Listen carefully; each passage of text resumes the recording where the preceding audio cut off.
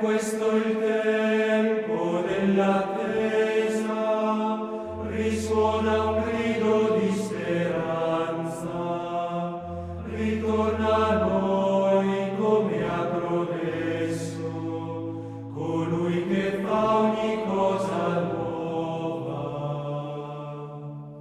La sentinella della veglia invoca il giorno dalla notte. Volgiamo gli occhi al Dio con noi, il suo splendore ci pervade. Lo sposo